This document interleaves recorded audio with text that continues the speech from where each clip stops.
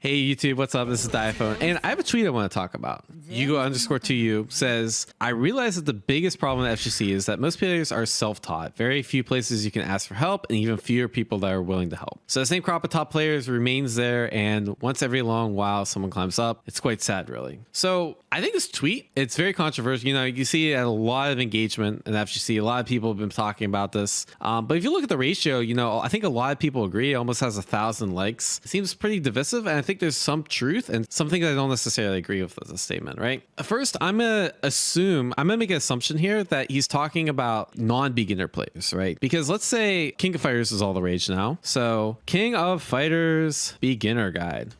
Hey, there's my guide. But there's so many resources to learn King of Fighters. I mean, you could just keep going and going. You could spend hours and hours and hours reading resources about how to get better at this game. So I'm going to assume that he's talking more about like the intermediate level. Is the FGC, most of the players are self-taught? I'd agree with that. And like when I first started in the FGC, I'd say maybe like 10 years ago, there was no resources, right? The quality of the guides and everything has just stepped up tremendously. Honestly, like you didn't really have much other thing to do other than like self-taught or, you know, using less informal resources like your peer network or people that you play against, or, you know, School of Hard Knocks, losing a tournament and then figuring out how to get better from that, right? Very few places you can ask for help and even fewer people willing to help. So again, I don't know what community this guy is part of. I'm guessing Re-Apprentice, probably Street Fighter player, but whatever.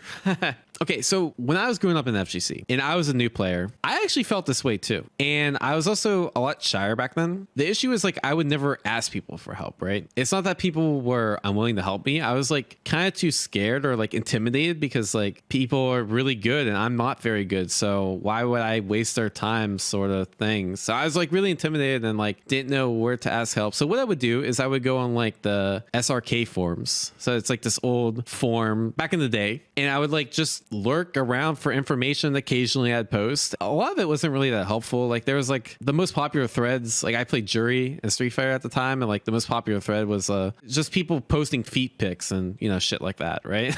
So I also felt like there was a lack of resources, right? The tech that was being published, like it didn't help me immediately get better. And then like if I post a question, like the people that would respond, I don't think like I didn't really like feel like I was learning that much. So yeah, it felt frustrating. It felt like there's like this glass ceiling I was like trying to break through and I didn't know how to break through it, right? You know, eventually I started getting better. I got better. Like, you know, the more you do anything, the better you'll get. And so I kept getting better. And Street Fighter 5 came around and there was, let me see if I can Google it. Secret Discord Street Fighter 5. NYC Furby. Let me see if NYC Furby. Damn, maybe I can't find it. So anyways, there's this meme about a secret Discord in Street Fighter 5. And I somehow got my way into that secret Discord. I'm like, okay, now I'm going to know all the Illuminati tech. I'm going to learn everything. And like, even in that Discord where like all the top players are active, no one shared anything. Like, it wasn't that like top players don't have things to share. It's like, you know, top players are just people, you know, hanging out with friends, and we talk about like the state of the game and that sort of thing. And then once I learned that, I'm like, okay, I just have to piece together everything myself, and I have to be, instead of like looking for resources, I need to be resourceful and make the best of what I have, which was good friends that also played the game. So part of the way I got good was I asked those friends and we kind of bounced like ideas off each other, and then we got better from that. And the cool thing about streaming now is that if I have a question about something, I could just crowdsource the opinion.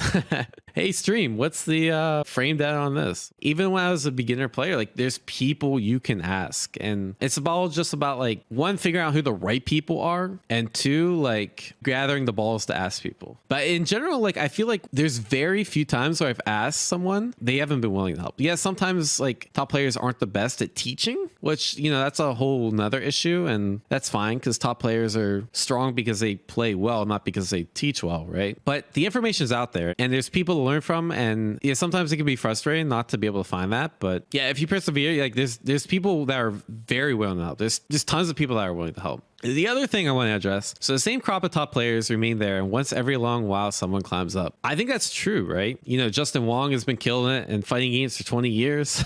Mago, Daigo, you know, all those people are still at the top, right? Why is that? It's because, in my opinion, I don't think it has anything to do with resources. I think the resources to be a top player are out there. Actually, one of the best resources, if you're looking for, like, in my opinion, how to be a top player, Leffen, how to get better at Smash. And it's very good advice. It's not even like about Melee. Like the advice is like, get your IRL shit together, practice a lot, and understand the mental side of the game. All that takes a shit ton of work. In my mind, that's what prevents other top players from rising up, is because being a top player is really hard. Not everyone is kind of cut out or even wants to do that kind of work, right? So I don't think that's an issue. And, you know, it would be kind of crappy if, you know, LeBron James was playing basketball and 5 years down the road, LeBron James is no longer better because everyone has resources to overpass him. Like, that's not how it works. Like, if you're strong, you got there generally by putting in a ton of work, and, you know, people can't really dethrone you unless they're better than you, right? So yeah, that's my thoughts. Let me check chat. It's just very interesting because I think resources are so much better, right? Yeah, there's streamers that you can ask. Like, I mean, you guys are in my stream. I answer questions all the time, right? Sometimes just not the answer that someone wants to hear. And so if someone at the top, like let's say I'm at the top, which I still think I have a little ways to go, but most people consider me a pro or a top player. If I put in 50 hours of work and someone else puts in 50 hours of work, sure, I might have diminishing returns, but I'm still going to be ahead, right? So you have to like outwork me. I'm already working quite hard. So you have to put in the amount of work I'm doing and then do something else to bridge that gap to catch up, right? As a non-top player, the cards are stacked against you to get good. Doesn't mean you can't do it. You know, people rise up all the time and people come up with innovative strategies or bring new concepts or dimensions to the game, and that's what gets them ahead, but it's not easy.